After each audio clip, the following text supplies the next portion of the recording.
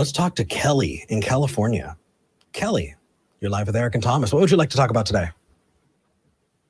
Hey guys, how's it going? Doing well. I'm excited about your topic. It says you want to talk about logic as a construct. Dude, that's my jammy jams. Oof. Yeah. I might let you take over this one. It's so much fun. Okay, hit me. What do you want? What do you want to talk about? Real quick, I have to say thanks to the community of Austin, the atheist community of Austin, for the shows you guys do. It's changed my life. Eric, I saw you on the Atheist Experience, brought me over to Talk Heathen, so just had to get that quick thank you in there. Aw, it gives me warm fuzzies. Yay. What'd you want? So I have this talk a lot on my show, actually, debating people, and it comes from both theists and atheists. And they say, well, how can we know the epistemology of epistemology? What is the founding roots that let us know, almost in a solipsistic way, that we can be certain of our logic? I think you're misapplying that. So let me try and make a distinction here, right? Your epistemology is how you come to know the things that you know, right? Your epistemology could be bad. You could use a lot of different reasoning that's fallacious. You can believe in what some people have called in today about things like prophecy and all of that. Those are that's your epistemology. Now, ontology is not about what you're thinking or how you're getting there, but ontology is about what is. And so most of the time when we're using our epistemology, we're using it to make, determinations about ontological claims. And so if you want to make an ontological claim about epistemology, I think that might be a category error. Now we can do our best to weed things out and come up with the best, most reliable tools we can to learn about the world around us. But what kind of ontological claims could you make about epistemology? Well, yeah, that's kind of the conundrum I face, because you can see where this seems so deeply unsatisfying to both theists and atheists when they talk to me about this, and I'm looking for the right answer. Sure. Because it unsettles them in a way that makes them more appreciative of religious claims than they should be, if that makes sense. It is, and I think that it's something that a lot of religious people have kind of really dogpiled onto, and essentially, we have a set of assumptions, and we're granting each other those assumptions to move forward. And those assumptions are the laws of logic, right? A thing is what it is, isn't what it isn't, and can't be what it is and it isn't at the same time. You have to assume that to move forward. And there's a conundrum in that, because you can't use it to prove itself. That reasoning is circular. And so I agree that in that way, that is super unsatisfying. Where I see it being exploited, though, is where people go, okay, you have this set of assumptions, I have this set of assumptions, so I'm just assuming God, so I'm just as right. Well, no, because we grant each other those assumptions. I'm granting you the laws of logic so we can move forward in this conversation. You're granting that to me, and because we're assuming that the other person is an honest interlocutor. And so in that way, we can move forward. But you only get as much as I grant you, right? Otherwise, I'm having a conversation by myself, right? And that's where I think that things like the transcendental argument for the existence of God fail. Because somebody who calls in or wants to talk to me about tag, they go, I'm not going to grant you logic. And so I'm just going to come over here, do my little dance, and it has nothing to do with you, right? But they're trying to do that dance on the premise that logic works. Exactly. Logically. But and so essentially what we need to do is we have to start there. But I don't think we have to go any further, because you're limited to what you're granting that other person. And I think that in order to honestly have a conversation, you have to grant the laws of logic. I bet you we lost a ton of viewers, but I love this so much. Yeah, I mean, that's probably why I don't have many myself, but it's an issue because there's this appeal to our ignorance that becomes so compelling. And I really want to head it off at the past, because we end up in this place of a semantic black hole, I think. And there's got to be a way to put this and to get this across without asking for a favor of being granted something, I think. So here's what we do. I think that what we need to do is we need to make sure that we're setting goals that we can achieve. Right? I don't make 100% claims about anything. What I do is I assign a degree of confidence to something. And that degree of confidence is entirely related to the evidence there is for it. Right? So if you're asking for 100% certainty in something, I think that you're setting yourself up for failure, even if it is that framework. Instead, what we do is we look at logic and we go, hey, every time we've used logic up until this point, it has worked. I have a high degree of confidence that logic works. And if it doesn't, then I will lower that confidence. But until such time, I'm going to treat it like I do everything else. It's like, that's incredibly unsatisfying from a philosophical standpoint, because what happened in the past isn't necessarily an indicator of the future. But from a scientific standpoint, where, we've measured all of not all of the, but we've measured so many different aspects of the world around us, and we've, developed these laws that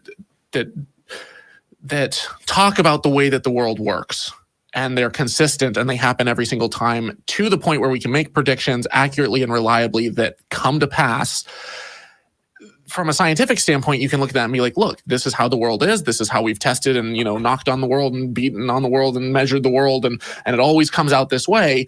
So therefore, we can use this to make predictions about the future. From a philosophical standpoint, that's unsatisfying.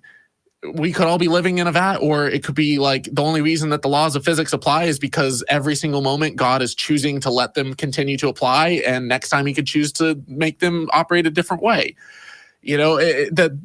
You could say that. I feel like I want to put in subtitles as you were saying that. Hard solipsism, ding. Yeah. Ontological argument, ding. These are just. But I understand how, from a philosophical standpoint, you could like, and I had this whole long argument with Cosmic Skeptic about it, where I'm coming from an empirical evidence standpoint. He's coming from a hard philosophical standpoint, and he's like, logically, it does not follow that because you tested something and it worked, 10 times in a row, that the 11th time it's going to be the same way. And I'm like, yeah, logically, you're 100% right. You can't say with any kind of certainty what's going to happen. But from a scientific standpoint, it works. It's practical. It's worked every single time, and it's the best we've got. So, like, do you need absolute certainty to come to truths about the world? Well, that's a whole nother philosophical can of worms to open. But yeah, I think the only thing that I would amend to what you said is that you can operate with a high degree of confidence based on what you've observed up until that point. And so you can and you should operate with those. And you're right, it just doesn't get. Well, we do because we don't have any choice. Because have you watched this show? It's all that we know works. Like if I right now, if you were to put your money where your mouth is and say, oh, I'm not saying I'm that way, but have you seen the callers? It's like, all right, I'm going to go and I'm going to jump out the window because I assume that, with the same amount of certainty that gravity may or may not work. I've used that example. This is correct. That is just not true everywhere. And that's why the show's important. Yeah.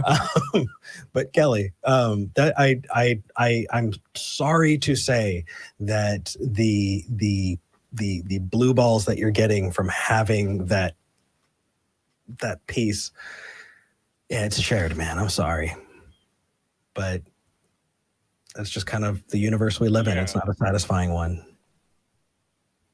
It's not, but I think that we can inspire confidence in confidence.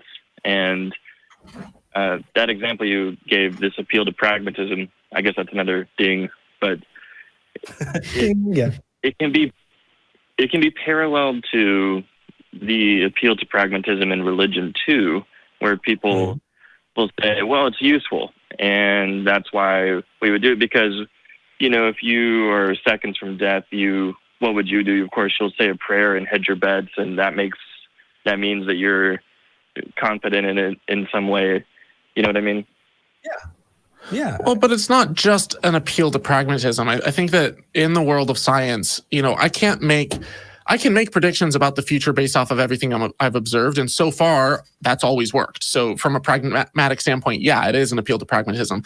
But at the same time, I can make claims about the past that are, I can look at not about the past, but in the present, I can look at the molecular composition of this table, and I can make statements about it that are empirical and that are factual. And I can say, that, this type of atom has, this many protons and this many neutrons and this many electrons and stuff. So we're making statements based off of empirical observations, based off of data that we're gathering, that then we can also try to see, like, how does it operate and stuff. And it's like, it's not just pragmatism. Like, there is an evidence-based, empirical-based approach that, I don't know. I don't think it's purely, it's not just, hey, this seems to work, religion seems to work, therefore religion has the same truth value as scientific claims. Because there's a lot of things about religion, even pragmatism aside, because you could argue that there's elements that aren't.